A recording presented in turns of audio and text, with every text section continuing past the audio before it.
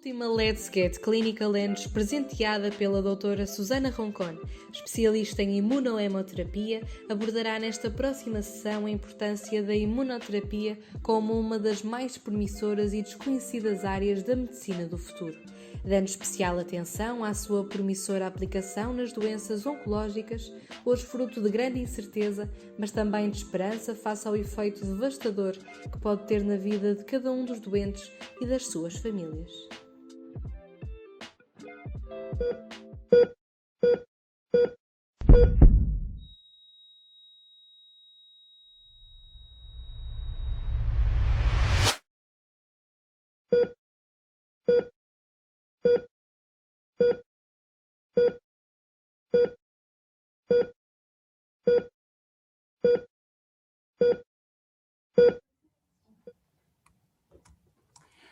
Novamente, bom dia a todos. Antes de darmos início à sessão, gostaria de agradecer a presença da doutora Susana Roncon. A doutora Susana Roncon é especialista em imunohemoterapia, sendo membro da European Group for Blood and Marrow Transplantation. É diretora do Programa de Colheita e Processamento da JESSI no IPO do Porto e, mais recentemente, é expert em tecidos e células do Conselho da Europa. É atualmente diretora do Serviço de Terapia Celular do IPO do Porto. Vamos agora assistir à sua sessão sobre imunoterapia, presente e futuro. Muito obrigado a todos. Bom dia, como o Dr. Fernando disse, meu nome é Susana Roncon, sou médica e trabalho no IPO do Porto, trabalho sobretudo com células. E vou hoje aqui apresentar um pouco o nosso trabalho com células CAR-T. Mas antes de começar, eu gostaria só de situar, de certa forma, contextualizar o que são produtos de terapia celular e o que são medicamentos de terapia avançada, porque as células CAR-T são medicamentos de terapia avançada. Os produtos de terapia solar, nós trabalhamos há muitos anos com estes produtos, são os que nós fornecemos, sobretudo para transplantação. Nós temos uma atividade de transplantação já bastante grande, já com muitos anos, com larga experiência, pois fornecemos produtos quer para a unidade de transplante do IPO do Porto, que é uma das maiores unidades da Europa, quer para centros de transplantação de basicamente todo o mundo, sobretudo para Europa e Estados Unidos. Os produtos de terapia solar são, digamos, as células estaminais, por assim dizer, que são a base da transplantação hematopoética e regem-se sobre a Lei 12 de 2009, que entretanto teve, penso eu, 2 emendas, mas que basicamente não mudam a estrutura da lei, e a nossa autoridade que nos regulamenta e que nos concede autorização para o exercício desta atividade é a Direção-Geral de Saúde. As células CAR-T inserem-se nos medicamentos de terapia avançada, como já disse, têm uma diretiva europeia, que é 2001 de 83, e a portaria de número 138 de 2014, que é do Infarmed, e o Infarmed é quem nos regulamenta e emite diretrizes relativamente à utilização destes medicamentos e, no nosso caso, das células CAR-T.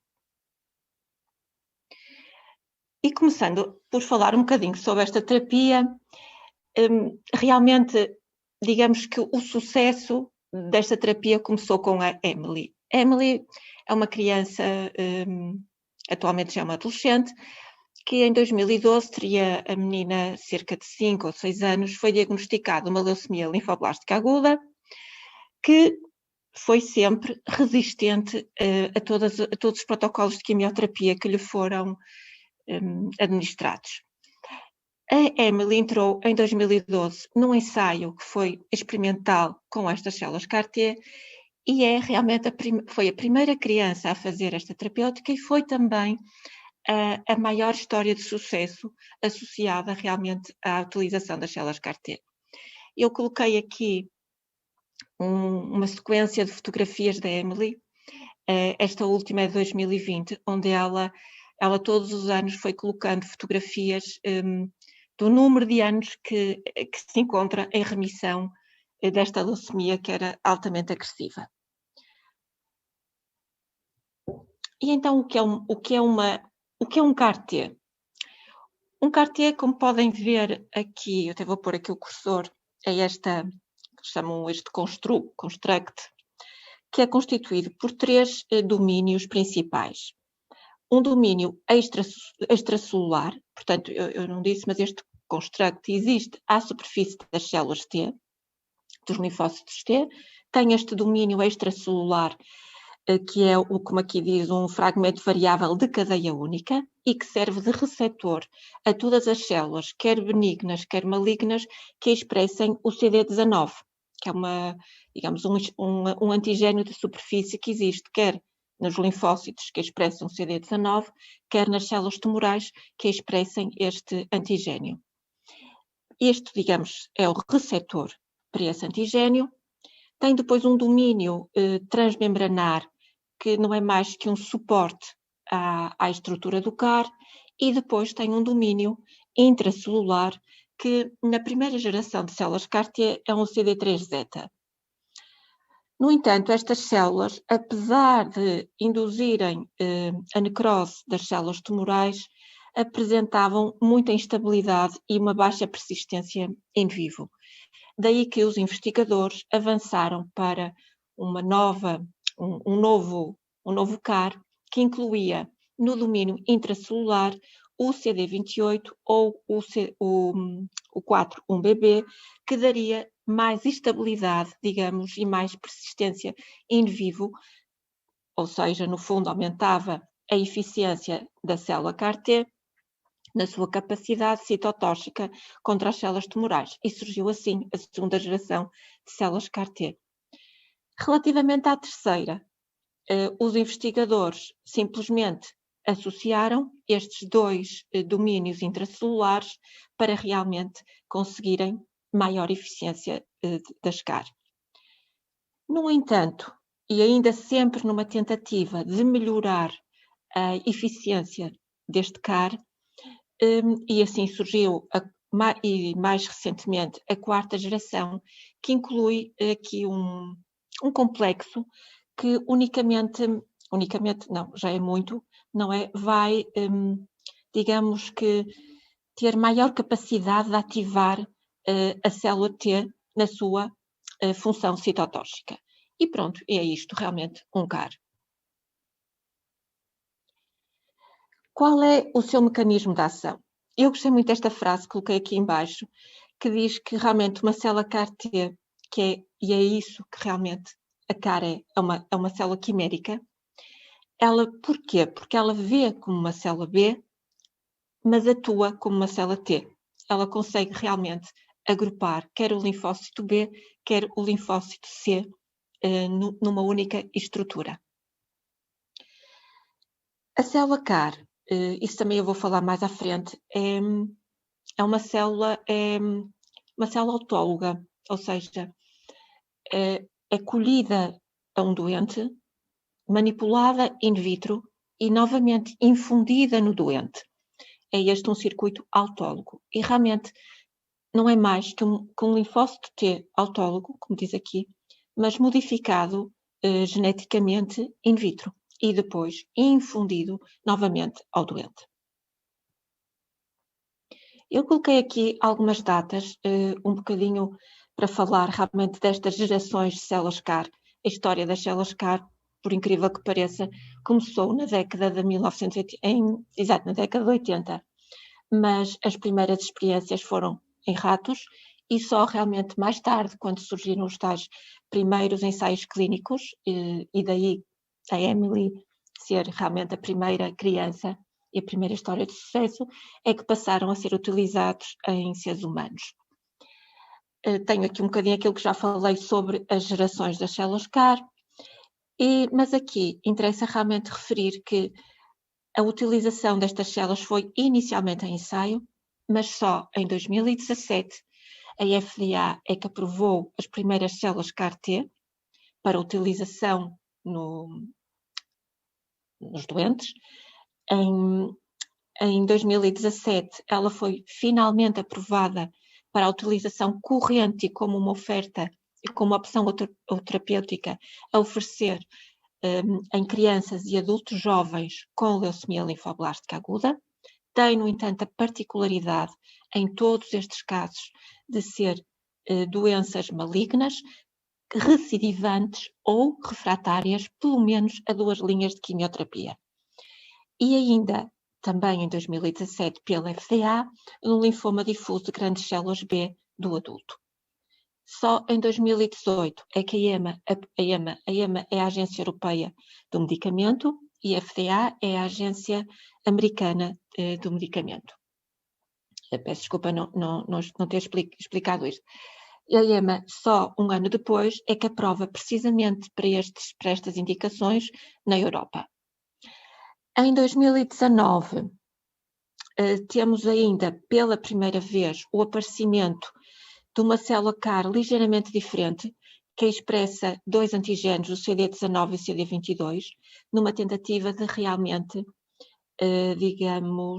ultrapassar, que isso também é uma das... Nem tudo é tão bonito com esta terapêutica, porque existem alguns doentes que também não respondem a estas células CAR, e então foi introduzido também este antigénio, o CD22, numa tentativa de aumentar a eficiência desta terapêutica naqueles que são refratários também às células CAR-T-CD19.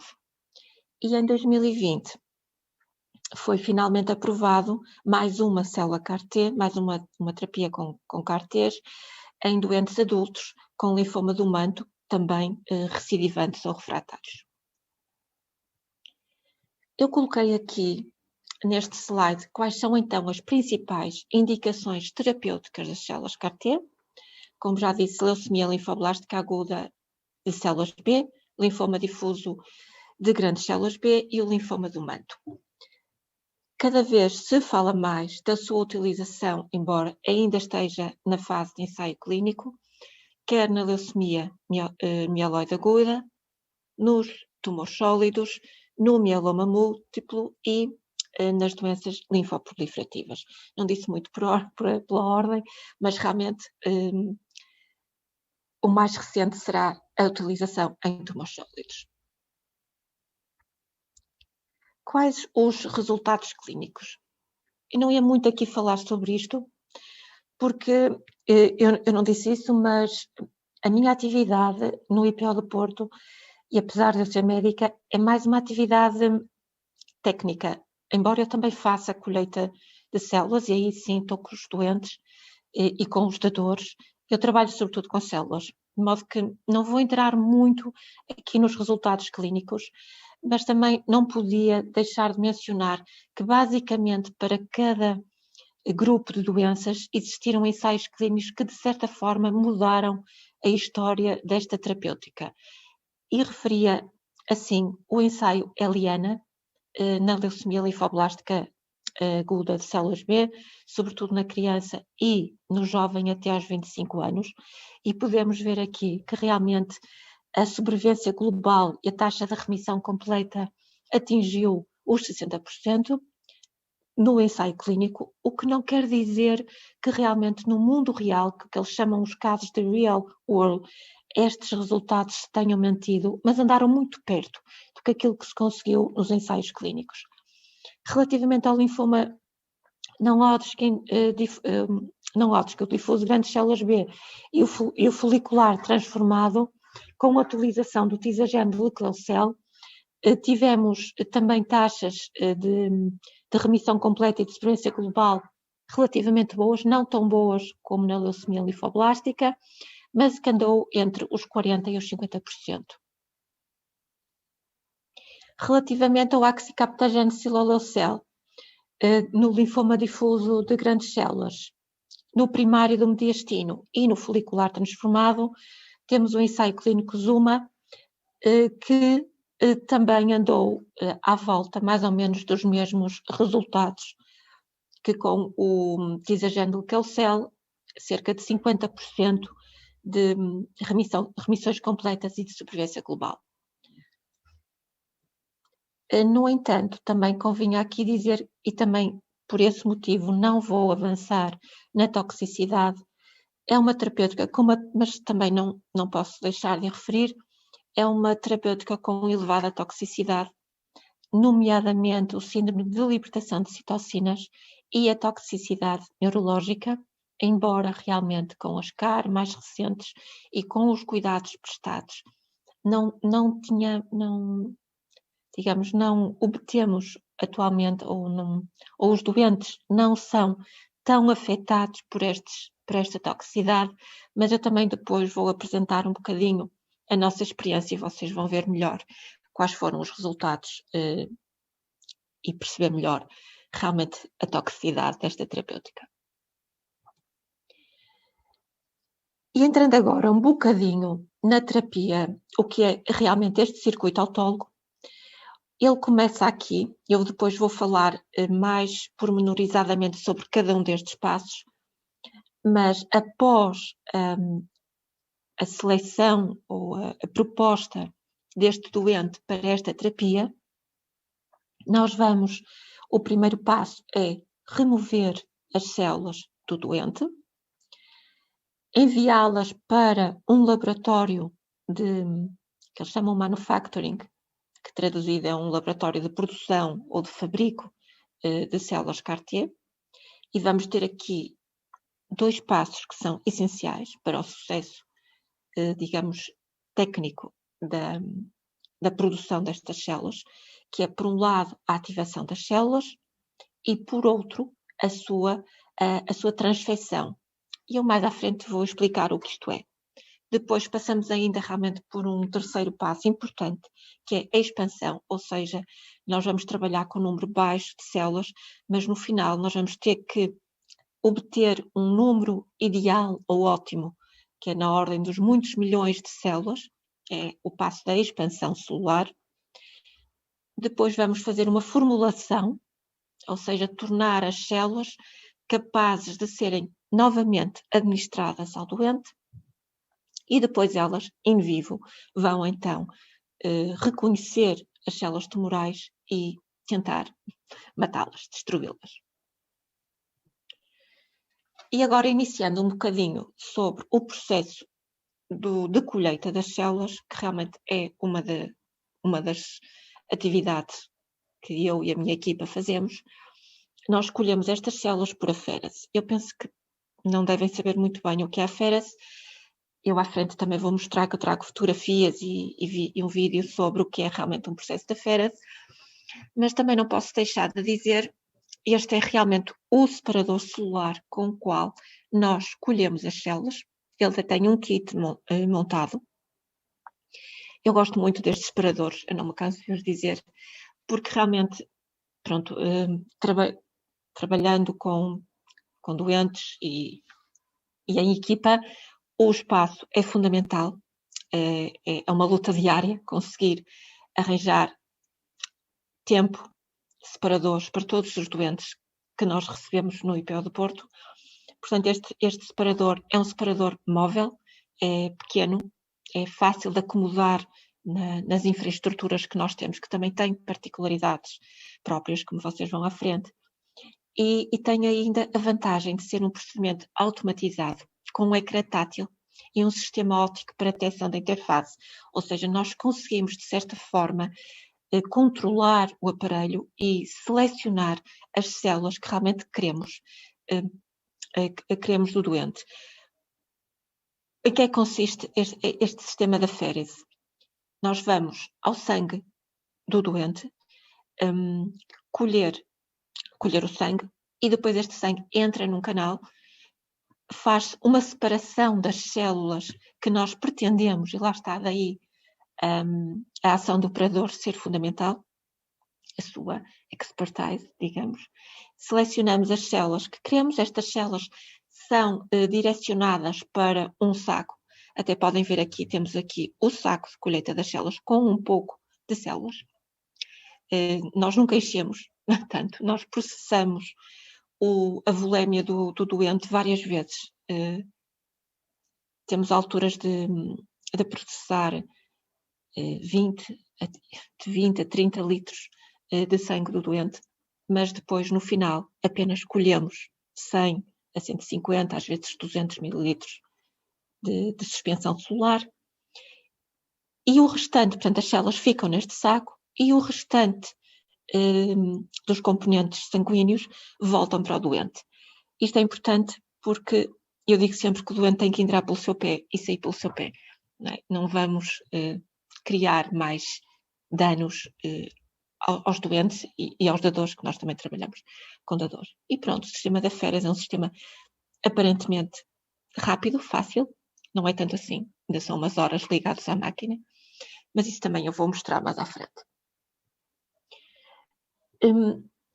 Depois as células, e aqui estes passos que agora vou falar à frente, já não são realizados no IPO do Porto, são enviados então para a tal empresa de manufacturing, ou seja, o local onde realmente vai ser feita a produção das células CAR-T. O primeiro passo é um passo relativamente simples, que é um passo de lavagem. Digamos, estes técnicos vão remover contaminantes da colheita, nomeadamente os anticoagulantes, as plaquetas e os eritrócitos, que mesmo assim nós não conseguimos totalmente não colher durante o processo da férese. E depois fazem um processo de enriquecimento. Aqui é variável, alguns centros trabalham com enriquecimento e outros com depleção, ou seja, vão tentar obter uma suspensão mais pura de células para depois congelá-las e enviá-las para o passo seguinte, ou então enviam assim a fresco para o passo da produção. Tudo isto é feito num laboratório com um laboratório GMP, ou seja, um laboratório que tem as boas práticas laboratoriais de processamento. O passo seguinte é então aquilo que eu já disse, a ativação. E eu coloquei aqui três formas de ativar as células. Não vou entrar muito aqui, eu também não sei muito sobre isto, eu não faço esta parte, mas apenas dizer, e isso é importante, que a ativação mais usual é o que utiliza anticorpos, nomeadamente o anti-CD3 e o anti-CD28, que estão ligados a esferas magnéticas, portanto é um processo imunomagnético também de ativação, e que vai permitir, este realmente é o processo técnico mais frequente, e é o que vai permitir maior persistência depois in vivo das células T. Em seguida temos este passo, que realmente é o passo crucial da formação da quimera, do receptor quimérico, e aqui e é o que realmente o que induz maior, é um passo mais moroso, o mais delicado e também o mais complexo. E o que é que se pretende? Pretende-se, portanto, alterar os genes do linfócito de forma a que ele possa expressar o tal receptor quimérico. E aqui temos três formas, como disse. A transdução vírica, ou seja, vamos utilizar um vetor vírico, que nos casos é um retrovírus e noutros um lentivírus. Temos ainda dois métodos que são mais recentes e com os quais existe muito pouca ainda experiência a nível mundial, que é este que eu acho que até tem um nome engraçado, que é o Sleeping Beauty, e a transfecção do RNA mensageiro in vitro. Portanto,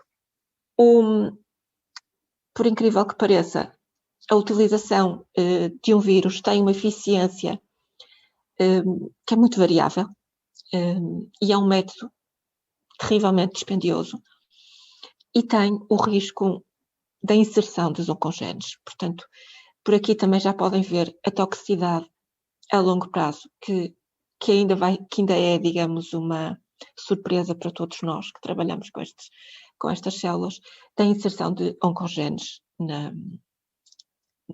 nas células, nos linfócitos T. O método, o tal Sleeping Beauty, é uma transferência baseada em plasmídios, portanto, tentar não utilizar vírus, mas também ainda existe com eles alguma possibilidade de inserção de oncogenes. Parece que realmente com a utilização do RNA mensageiro, este terá, ou o que será, o que induz menor toxicidade genética. E por fim, o passo, digamos, quase final, que é a expansão destas células in vitro. Ou seja, nós partimos de um número relativamente limitado de linfócitos e pretendemos, no final, milhões e milhões, eu à frente também já tenho aqui a dose e vem melhor, de células que realmente tenham capacidade citotóxica in vivo. Existem aqui também 3 métodos principais da expansão celular in vitro. Aquele que utiliza frascos. Eu conheço este método, envolve, é também um método extremamente moroso, porque envolve várias substituições de meios. Nós temos que introduzir as células nos frascos e depois meios que vão, digamos, nutrir as células ao longo de alguns dias, de forma a que elas se possam multiplicar in vitro e obtermos realmente aquilo que nós queremos. Tem algumas limitações, porque exige este trabalho, porque nós utilizamos frascos e é preciso abrir os frascos. Ao abrir os frascos, corremos o risco de contaminar os meios e as células que estão lá dentro, daí que tenham que ser feitas em salas classificadas. Depois também vocês vão ver à frente, que eu também trago um vídeo sobre isto. E existe também profissionais que saibam trabalhar com estes tipos de meios de cultura e nestas salas, de modo que isto não permite uma produção em grande escala. Este método de bioreatores, eu não tenho qualquer experiência, sei que apresenta a vantagem de ser um método semi-automático, mas em contrapartida as falhas deste método semi-automático são grandes. Os frascos de cultura e os sacos de cultura são métodos manuais, este será o tal semi-automático, mas com algumas falências na produção. Os sacos de cultura, estou habituada a trabalhar com eles basicamente todos os dias, apresentam a vantagem de maior segurança, porque existem aparelhos próprios que permitem conexões entre os sacos, de modo que o risco de contaminação é baixa com a utilização destes sacos.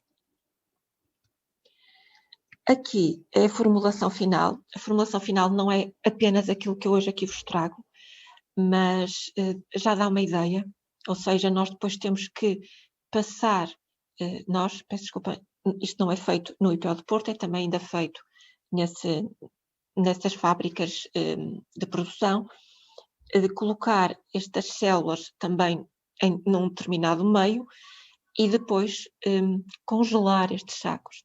Tudo isto são materiais próprios que depois possam ser enviadas novamente para os hospitais e preparados para infusão no doente. Eu trouxe aqui o aspecto de 2 deles, do Oxycaptagene Sillalocel e do Tisagene Leqocel,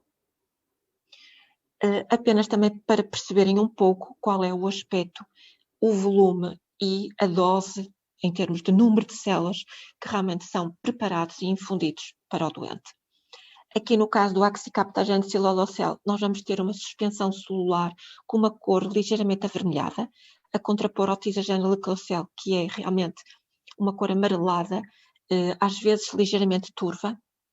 Em termos de volume, aqui também isto tem algum impacto, porque com o Oxycaptagene nós apenas temos um saco com 68 mililitros de suspensão celular e que contém uma dose individual de 2 × 10⁶ a 2 × 10⁸ de células CAR-T viáveis.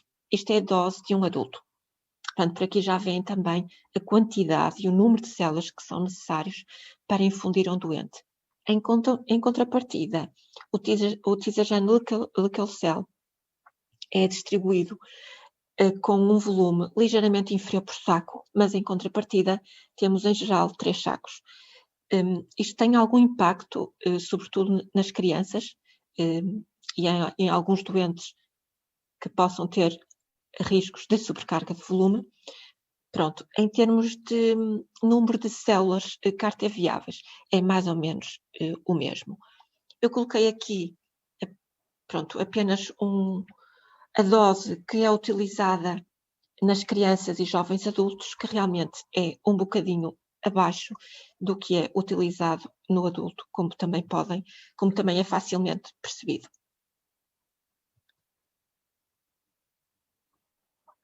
Antes destas células serem enviadas para o IPO do Porto, elas passam ainda por um processo que é também relativamente moroso de controle de qualidade, ou seja, eles não enviam qualquer célula nem qualquer produto. Portanto, e eu achei que era importante aqui referir um bocadinho superficialmente qual é o controle de qualidade que estas células passam nestas empresas de manufacturing antes de nós as recebermos. O aspecto macroscópico, eu sei que parece pouco, mas é fundamental. A inspeção visual dá sempre uma ideia de como o produto ou daquilo que pode acontecer ao produto, nomeadamente, por exemplo, se tem presença de agregados, sobretudo de fibrina ou agregados de células, se há hemólise, se tem muitas vezes um aspecto turvo, pode traduzir uma contaminação. Portanto, quem está habituado a ver células macroscopicamente falando, fica logo com uma ideia realmente do produto, que depois podemos confirmar laboratorialmente, mas a inspeção visual é fundamental, pelo menos para mim é fundamental. A identidade, ou seja, termos a certeza que realmente são células CAR, e aqui a utilização do PCR é fundamental. Determinarmos as impurezas que este produto apresenta, também qual a potência, ou seja, elas são in vivo, vão ser realmente eficazes ou não. E aqui a citometria de fluxo é fundamental.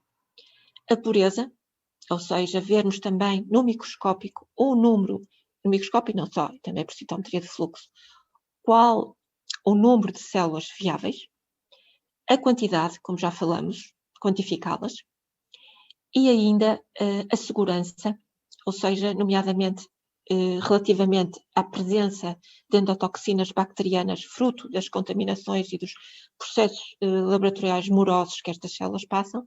Portanto, garantir a esterilidade é fundamental. E também não podia deixar de referir, embora realmente não faça parte do controle de qualidade, mas eu ia aproveitar aqui para falar um bocadinho sobre o que é a traçabilidade, ou seja, nós quando colhemos as células no IPO do Porto a um doente, e isto faz parte das bases de um circuito autólogo, enviar para estas empresas, para fora do país, e não só, para fora muitas vezes do continente europeu, e termos que lá nessas empresas vão estar misturadas com centenas, se não milhares de células de outros doentes, termos a certeza que ao recebemos realmente as células que são para aquele doente. Portanto, garantir esta rastreabilidade ao longo de todo este circuito durante cerca de um mês é fundamental. Existem códigos e terminologias próprias aos quais nós aderimos realmente para garantir que aquele produto que vamos infundir àquele doente foi exatamente o produto que colhemos cerca de um mês antes. Já no IPO do Porto, quais são os passos que nós fazemos?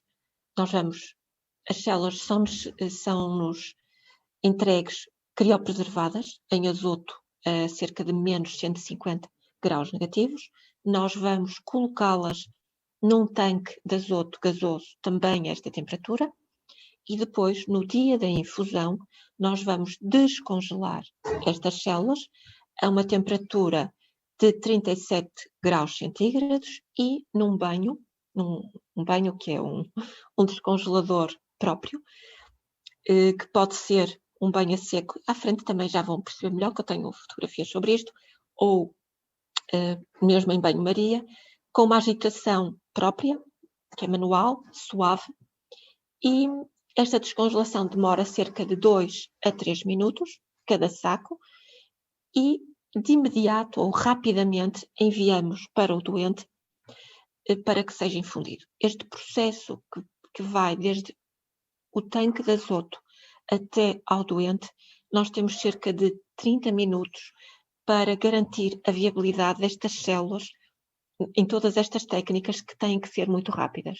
Eu sei que 30 minutos parece muito, mas não é. Nós andamos todos, são várias pessoas, andamos todos a correr nitidamente para conseguir cumprir estes 30 minutos. Para além disso, temos que respeitar ainda regras de segurança, Daí utilizarmos um saco secundário e estéril que vai proteger o saco primário onde se encontram as células, porque estes sacos, como podem imaginar, a temperaturas de menos 150 graus, ao passarem para uma temperatura de 37, o choque térmico é brutal e o risco é realmente de ruptura deste saco. Daí, de forma a não perdermos de forma alguma este medicamento que é único e que realmente tem um preço elevadíssimo, e este preço, eu não posso deixar de dizer que para o doente não é um preço económico, é um preço de vida. Realmente ficarmos no dia sem este produto é terrível, é horrível para nós que trabalhamos com isto. Não temos nada a oferecer, é horrível. Então nós temos técnicas, digamos, de recuperação do produto, no caso realmente de que este saco primário sofra uma ruptura. Pronto, apenas aqui dizer que a infusão das células também tem regras e técnicas próprias.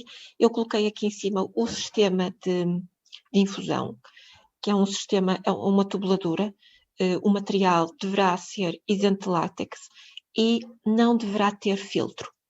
Daí que seja tão importante que, ao olharmos para o produto, esta inspeção visual, de certa forma, vamos conseguir visualmente eliminar a presença de tais agregados ou de qualquer outra impureza, porque realmente quando infundimos ao doente, não utilizamos filtros. Pelo menos um filtro de depleção nós não podemos utilizar. A perfusão também tem que ser uma perfusão lenta e não podemos desperdiçar nada. Ou seja, no final, tanto no início como no final, fazemos uma lavagem deste sistema com soro fisiológico, para que realmente não percamos nada ou por outra, não haja desperdício de nenhuma célula, que é tão importante para o doente. E agora, as nossas conclusões. Pronto, eu coloquei aqui 4 conclusões principais, embora realmente existam muitas outras. Eu vou basicamente lê-las, apenas dizer que as terapias solares são uma classe promissora de agentes terapêuticas e cada vez para um maior número de doenças, e sobretudo as células CAR-T.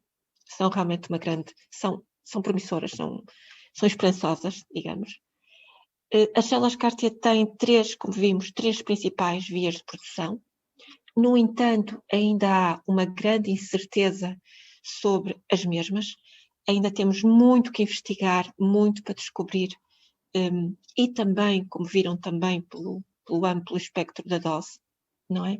Qual a melhor dose terapêutica a dar a estes doentes.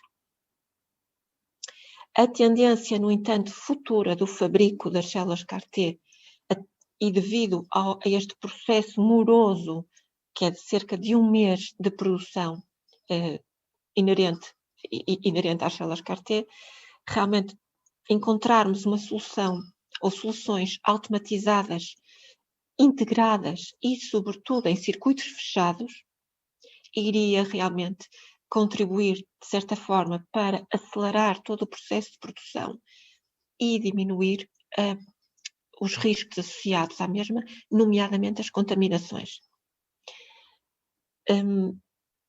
Não podia deixar de referir, e não sei se há noção, mas é uma terapêutica com um custo elevadíssimo para os doentes, não só relativamente à produção das células, mas também a toda a preparação do doente. Também vamos ver um bocadinho à frente sobre isto. E realmente estes custos elevados parece que quase que deixam esta terapêutica reservada para realmente países e mesmo hospitais que tenham realmente possibilidade de comprar esta terapêutica e oferecer aos seus doentes. Isto realmente é o maior obstáculo à sua distribuição. Quais os nossos desafios? E são desafios para todos nós. Nós que trabalhamos com estas células, vocês que ainda são estudantes, seria realmente produzir CARs mais efetivos. A transdução viral continua a ter muitas falhas e também elevada toxicidade. Já falei da dose. E não podia ainda deixar de mencionar que as células CAR são terapêuticas personalizadas, portanto, simplificar a produção e aumentar a oferta seria essencial, não é? Porque nós isto é o protótipo da terapia personalizada a dar ao doente. Seria preciso trabalhar mais e ganhar mais experiência com a transfeição com o RNA mensageiro. Também começa-se cada vez a falar mais da tal utilização de genes suicidas de forma a que realmente diminua a toxicidade a longo prazo. E aqui também não podia deixar de referir, e sem falar do tal fitness das células T, mas as opções que cada vez vão surgindo mais nos hospitais e no mundo científico, que é as células CAR que são produzidas em hospitais e as células CAR que são produzidas na indústria farmacêutica. Podermos optar por estas duas talvez contribuísse para termos diferentes opções a oferecer ao doente e também começar a diminuir estes custos elevados. E então entrar agora um bocadinho sobre a experiência do IPO do Porto. E vou tentar ser rápida porque parece que já tenho pouco tempo.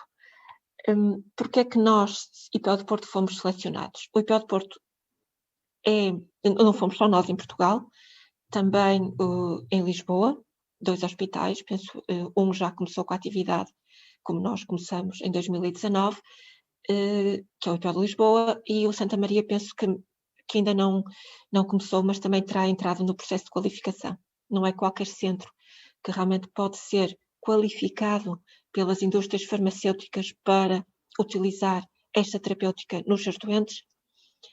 O IPO de Porto tem uma atividade reconhecida em qualidade e é certificado também na área da oncologia, pela OSI, tem um programa clínico e um programa, digamos, técnico, o qual eu represento no IPO do Porto, numa única instituição hospitalar, ou seja, é fácil selecionar o doente, enviar para a terapia solar, nós, para colheita e processamento das células e armazenamento das mesmas, e ainda nós conseguimos, digamos, vencer o tal processo de qualificação do centro pelas diferentes etapas que nos foram impostas ao longo de um ano, nomeadamente auditorias de conformidade das nossas instalações e equipamentos. Conseguimos também implementar todas as ações de melhoria que nos foram propostas. Passamos por um programa moroso e longo de treino e de gestão de risco. E depois, no final, também conseguimos vencer o tal procedimento de simulação, ou um dry run, que nos validou os nossos circuitos internos e externos e permitiu-nos realmente, em 2019, começar a utilizar esta terapêutica. Como já referi, este é um circuito autólogo.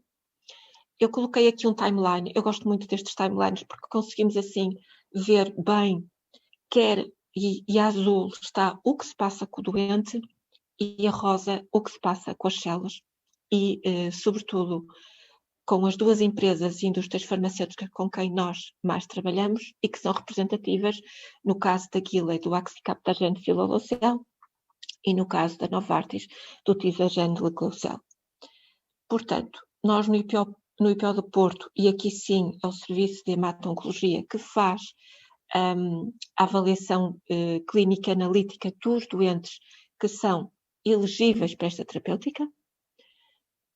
É feita a obtenção do consentimento informado em vários destes passos. É fundamental realmente que o doente tenha conhecimento da toxicidade associada a esta terapêutica. Nós realizamos a colheita por aférese, cerca de 4 horas. Obtemos as células mononucleares. Aqui no IPO de Porto também é feito um controle de qualidade que demora cerca de 2 horas. Depois, em alguns casos, criopreservamos. O processo de criopreservação das células mononucleares demora cerca de 6 horas. Ou seja, é basicamente um dia com 12 horas de trabalho entre a colheita e a sua criopreservação. E depois enviamos estas células congeladas para as tais empresas de manufacturing, e aqui são cerca de 30 dias de produção, pouco mais ou menos, embora este tempo tenha, ao longo deste último ano, sobretudo encurtado, passa pelo tal processo de controle de qualidade e temos então a formulação final em células CAR-T. Estas células são novamente criopreservadas em azoto, enviadas para o IPO do Porto e, no dia da sua infusão, descongeladas nos tais 30 minutos que já referi. O doente, entre o processo de colheita e o processo de infusão, são cerca de 30 dias, apresenta uma patologia que muitas vezes obriga a realmente a realizar esta tal quimioterapia de bridging. Nem todos a fazem. Cerca de 5 dias antes da infusão, este doente é internado e aqui sim faz obrigatoriamente uma quimioterapia de linfodepleção. No dia da infusão faz uma preparação com um corticoide e um antihistamínico e recebe então as tais células que nós descongelamos. Este passo é feito no IPO do Porto, na unidade de cuidados intensivos, precisamente para estarmos 24 horas atentos à toxicidade elevada desta terapêutica. E os doentes, se tudo correr bem, ficam cerca de 1 semana a 10 dias nesta unidade de cuidados intensivos e depois fazem a sua recuperação numa unidade de internamento normal ou já em casa. E depois seguem um processo de follow-up durante vários meses. Pronto, não ia aqui muito falar sobre o Axicabtagene. O Axicabtagene ou o Yescarta, é da Gilead ou Kite Pharma, e é utilizado em doentes adultos com linfoma não Hodgkin. Já falei muito sobre isto. A transdução é feita com um vetor retrovírus e apresenta uma expansão rápida in vivo, mas a sua persistência é ligeiramente inferior aos 60 dias. No entanto, tem uma elevada função efetora. A nossa experiência com o Axicabtagene, nós utilizamos até dezembro de 2020, porque, entretanto, não foi utilizado até ao mês atual. Já utilizamos em 13 doentes, maioritariamente homens, uma idade mediana de 44 anos, embora o mais novo tivesse 23 e o mais idoso 61, sobretudo no linfoma difuso de grandes células B. Realizamos 13 leucoféreses, 12 infusões e temos atualmente um bom resultado de 10 doentes vivos que estão em remissão completa ou em remissão parcial. O Tisagene Lecleocel ou Kymriah é da Novartis, pode ser utilizado, como eu já disse, na leucemia linfoblástica aguda e da criança ou do jovem adulto. Nós não temos qualquer experiência aqui nesta patologia, mas temos sim com o doente adulto com linfoma de grandes células B. E aqui a transdução deste medicamento é com um antivírus.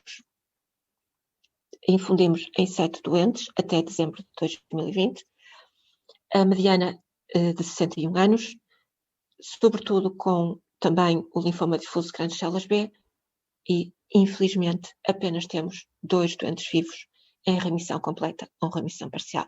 A toxicidade, como eu já disse, é elevada. Doutora, pedia que terminasse em breve, que estamos mesmo a ficar sem tempo. Ok. O Brexucabtagene Autoleucel vai ser iniciado em 2021.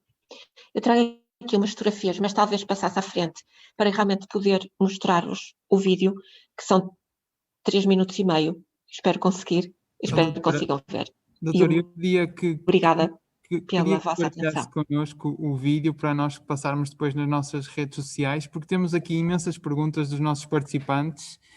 E queríamos colocar pelo menos uma, que nós estamos mesmo a ficar sem tempo e temos que passar à próxima oradora, se não se importasse. Então, não... Muito bem. O que eu faço? Neste momento seria melhor deixar assim e não passar o vídeo já.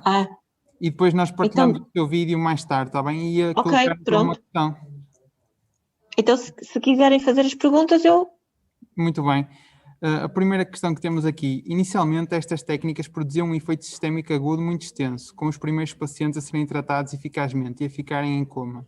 Atualmente a evolução da técnica diminuiu estes efeitos secundários ou ainda acontecem frequentemente? Pedi-lhe uma resposta curta, por favor, que temos mesmo que passar à próxima oradora. A toxicidade tem diminuído, sobretudo com o SCAR da última geração. Isso é visível nos resultados, quer no IPO do Porto, quer nos restantes centros onde esta terapêutica se realiza. Doutora, muito obrigado. Eu peço desculpa, estamos mesmo sem tempo. Não faz mal. Vamos passar à próxima oradora. Gostaria de agradecer a sua presença aqui e gostaria também de lhe perguntar se permite que partilhemos o seu contacto por via e-mail com os nossos participantes. Temos aqui muitas perguntas para si, muitos participantes curiosos com esta nova tecnologia associada à medicina clínica e de ciência básica, muito inovadora. E peço novamente desculpa por não termos mais tempo para mostrar este vídeo que queria partilhar connosco. Agradecer novamente a sua presença e assim passamos à próxima sessão com a doutora Ana Jorge. Muito obrigado a todos. Obrigada eu.